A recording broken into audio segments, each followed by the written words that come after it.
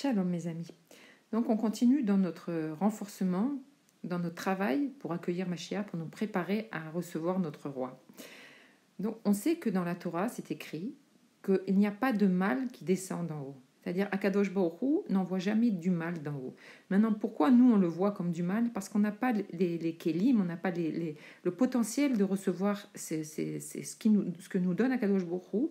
Et donc ça descend dans le monde d'une manière qui est mal à nos yeux. Donc si on se renforce dans cette émouna que rien de mal descend d'en haut, alors on va essayer de comprendre toutes ces choses qui nous entourent et de voir le bien qu'il y a dedans. Donc juste une petite idée comme ça, quand on voit le virus qui s'appelle Corona. Corona, ça veut dire en hébreu la couronne, le Keter. Donc on va essayer de voir toute une petite idée de ce que ça veut dire, d'apprendre quelque chose sur ce virus. On voit ce virus, on ne peut pas le voir bien entendu. À l'œil nu, on ne peut pas le voir. Et même quand Chad Veshalom il rentre dans le corps de quelqu'un, on ne s'en rend pas compte, on ne le voit pas. On va commencer à le sentir quand il fait des dégâts et qu'il s'installe dans le corps. Alors nous aussi, on doit apprendre quelque chose de ça. Donc on doit apprendre que dans notre corps, on a la Yechida chez Nefesh, c'est-à-dire le degré le plus haut de notre Neshama. On a déjà expliqué que la Neshama, c'est la partie de Dieu qui est en nous. Et il y a plusieurs niveaux dans cette Neshama. Et le niveau le plus haut, c'est la Yechida, qui est au-dessus de notre corps, tellement c'est quelque chose de très très haut. Alors comment la ressentir dans notre corps? C'est quelque chose qu'on ne voit pas. Mais justement, comme Chas Veshalom, à l'image de ce virus qui fait des dégâts quand il s'installe dans le corps, eh bien nous, on doit essayer de faire rentrer notre Yechida dans notre corps et de la ressentir, qu'elle s'installe dans notre corps et qu'on la ressent, qu'on voit son développement en lui, qu'on voit le développement d'Akadosh Baruch Hu en nous. Ça, c'est déjà juste une petite idée. Maintenant, encore autre chose, on nous dit que la Géoula, elle est comparée à la sortie d'Égypte, puisqu'on sait que la sortie d'Égypte, c'était le début, c'était la première étape de la Géoula Shlema. Et comme on voit qu'à la sortie d'Égypte, la dernière plaie d'Égypte, c'était la plaie des premiers-nés, et que les Juifs devaient s'enfermer chez eux pour faire le Korban Pessah. Alors on voit la similitude avec nous. Nous aussi, on est enfermés chez nous pour se préparer à recevoir notre roi Mashiach.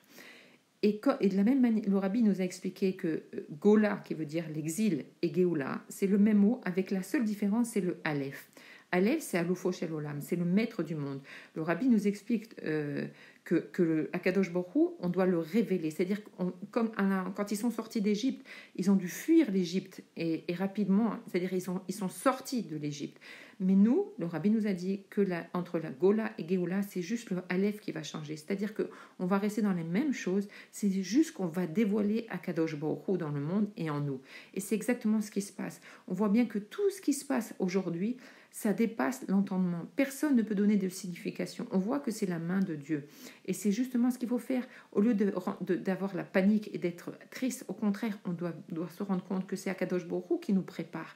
Et que comme le Rabbi nous avait dit depuis plus de 70 ans, mais plus précisément depuis 28 ans, qu'il faut se préparer à la Géoula et que pour se préparer à la Géoula, il faut changer notre intellect, c'est-à-dire savoir que ce n'est pas notre intellect qui nous dirige, ce n'est pas nos volontés qui nous dirigent, mais c'est Akadosh Baruch Hu, c'est notre Neshama, c'est notre Yechida Banefesh, et que chaque juif, il doit faire de la place et il doit remplacer tout son intellect par un intellect divin. Et c'est ce que Hachem nous pousse à faire, que tous nos repères ils sont changés. Toutes nos habitudes, elles sont changées. Le Rabbi nous a dit que notre galout limite, c'est nos habitudes, qu'on est habitué à faire certaines choses et qu'on n'arrive pas à changer nos habitudes, notre passé, notre futur. On est coincé dans notre vie. Et que là, Akadosh Baruch Hu lui-même, il nous pousse vers quelque chose de nouveau. Nos habitudes, elles sont changées. Le temps, il est changé. Tout est changé. On n'a plus de valeur, on n'a plus rien. La seule chose qui nous reste, c'est de nous accrocher avec Akadosh Baruch Hu. Et que Baruch Hashem, tout le temps, on disait, on n'a pas de temps, le temps il fuit, on n'a pas le temps de s'asseoir étudier, on n'a pas le temps de s'asseoir avec nos enfants. Voilà, Baruch Hashem, le temps est arrivé où on peut gérer plus notre temps. On peut passer du temps à étudier la Torah, on peut passer du temps avec nos enfants, on peut passer du temps à aider les autres par les moyens sociaux, Baruch Hashem. Et aussi, on nous dit que tous les nissim qu'il y a eu à la sortie d'Égypte, c'est rien par rapport aux nissim qu'on va vivre. Alors, encore plus, on doit se renforcer dans notre joie. Et si on peut regarder aussi comme c'est extraordinaire l'Ashgacha pratique, que le Rabbi, on a expliqué la semaine dernière, que dans le dernier Dvar Malchut que le Rabbi a corrigé, c'est de la paracha Kitissa, où dans ce Dvar Malchut, le Rabbi nous explique que chaque juif, il est un avec Akadosh Baruch Hu. Chaque juif, il peut mettre la couronne d'Akadosh Baruch Hu. Il est un avec Hachem. Et que Hachem, il a créé le monde de telle manière que chaque chose, elle peut se séparer en trois étapes. C'est-à-dire le concept, la chose telle qu'on la réalise, et ensuite le résultat de tous nos efforts. C'est-à-dire que dans chaque chose, on peut trouver ces étapes. Et ça veut dire quoi? Ça veut dire quand un juif il se sent coincé, il doit se dire Akadosh Baruch Hu, mais où je suis? Et après, il se rappelle tout de suite, mais Akadosh Baruch Hu, il a créé le monde en 3 étapes. Donc forcément, cette étape de noir et d'obscurité, elle va m'amener vers la Géoula. Que chaque chose, chaque descente, elle est faite pour la Géoula. Donc c'est déjà un réconfort extraordinaire de savoir que tout ce qu'on vit maintenant, c'est pour la Géoula. Le Rabbi nous l'a annoncé déjà il y a 28 ans, que toutes ces étapes d'obscurité, elles vont se transformer en Géoula. Et comment elles se transforment en Géoula? Justement par nos actions.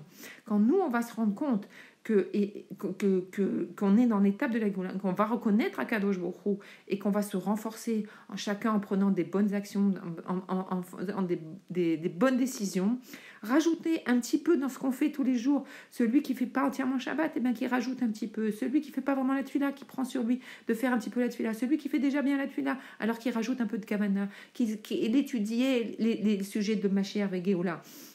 Et comme ça, on se renforce. Et c'est tout le message des deuxièmes tables que Moshe il a fait. Les premières tables qu'Hachem il a fait quand la Géoula elle vient d'en haut, comme à la sortie d'Égypte, alors l'impact il n'est pas aussi fort. Tout notre travail, c'est le travail d'en bas. Tout le travail, c'est de reconnaître Akadosh Baruch Hu et d'unir le haut avec le bas. Et c'est ça le troisième Beth Amikdash, c'est ça le chiffre 3. C'est-à-dire qu'il y a 1, c'est Akadosh Baruch Hu tel qu'il est. 2, c'est le travail d'en bas. Et 3, c'est l'union du haut avec le bas. Et on arrive à la paracha Vayakel. Vayakel, on sait que le Rabbi, il a prononcé le Shabbat, il y a eu le Shabbat Vayakel où il a fait l'Aïd Vadout. Et il a corrigé juste, c'était contraire à son habitude. Il a juste corrigé quelques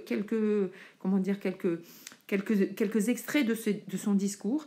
Et après, on sait que le 27 Adar, c'est-à-dire 2 jours après, il a été sur le OL du Rabbi précédent et il a eu un AVC et il n'a plus parlé depuis cette époque-là. Et tout ça, c'est pour nous préparer aussi.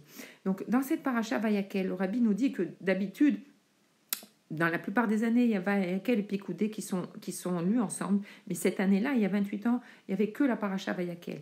Et le Rabbi a décidé donc de faire cette interruption juste à nos yeux pour que ça soit son dernier discours, c'est Vayakel. Ça veut dire que Vayakel, on sait que dans la paracha Trouma Vetetzavé, Akadosh Baruch Hu donne l'ordre à Moshe Rabbeinu de construire le Mishkan et donc de réunir tous les ustensiles pour construire ce Mishkan. Et après, il y a l'interruption avec Kitissa. Et ensuite, dans Vayakel et Pikoudé, donc c'est la concrétisation de tout ce qu'il a donné comme ordre dans Teruma Vetetzavé. Et donc, on voit que c'est tout, le Vayakel, c'est tout, on va réunir tous les ustensiles, tout ce qui a été donné. C'est-à-dire, c'est voir le monde d'une manière de réunion, d'union. Et c'est exactement ça qu'on vit en ce moment.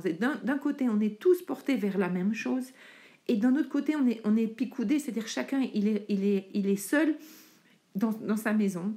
Et en fait, on peut penser que c'est comme un grand pulse. Quand on voit un grand pulse, on voit l'image du grand pulse. Mais si on va mettre la lumière, on voit que ce pulse, il est constitué de chaque petit élément et que chaque petit élément, il est différent de l'autre. C'est-à-dire que chacun, on est différent. On a des plus et des moins, comme dans un pulse, dans les éléments d'un pulse. Il y a des choses qui vont sortir de cette pièce et il y a des choses qui sont creusées dans cette pièce-là. Pour nous dire que chacun, il a des plus et qu'il a des moins. Chacun, il va être peut-être plus fort dans la manière de parler, et il va être moins fort dans la partie, par exemple, s'occuper d'enfants. Chacun, il a des dons différents. Mais quand on met tous ces dons et qu'on les assemble l'un avec l'autre avec une précision extraordinaire, alors ça fait une image extraordinaire. Et c'est vraiment l'image qui va nous ressortir de Vayakel Pikoudé. Chacun, seul, on a des plus et des moins. Mais quand on s'associe avec l'ensemble du peuple juif, alors on amène la Géoula. Et c'est ça le grand message. Évidemment, il y a encore beaucoup de choses à dire. Bezrat Hashem, on reviendra. Aussi, il faut savoir que il faut essayer de chasser nos pensées négatives et les remplacer par des pensées positives, justement, en se renforçant dans toutes ces études-là, et que Bezrat Hashem, par ce mérite-là, on va vivre la Géoula, en sachant que le 23 Adar, c'est-à-dire demain, Moshe Rabbeinu a fini le Mishkan et que c'est les 7 jours d'inauguration. Pendant 7 jours, il a construit le Mishkan et il le défaisait le soir. Il le construisait le matin et il le défaisait le soir jusqu'à ce qu'à Rosh Chodesh, la Shrina, elle est descendue dans le Mishkan. Donc c'est vraiment une époque très propice à la révélation du roi Mashiach et que chacun il soit prêt à l'accueillir. Et que Dafka, tout ce temps-là qui nous est donné, c'est justement pour pas qu'on soit surpris et qu'Akadosh Baruch Hu, et le roi Mashiach, il arrive à un moment où on n'est pas prêt et qu'on le reçoive avec des habits, pas des beaux habits. Alors, c'est le moment de nous préparer. Et c'est vraiment un cadeau qu'Akadosh Baruch Hu, il nous fait pour qu'on puisse se préparer à le recevoir. Yehi Adonai, nous moré, nous verra, nous melech HaMashiach, l'olam vaed.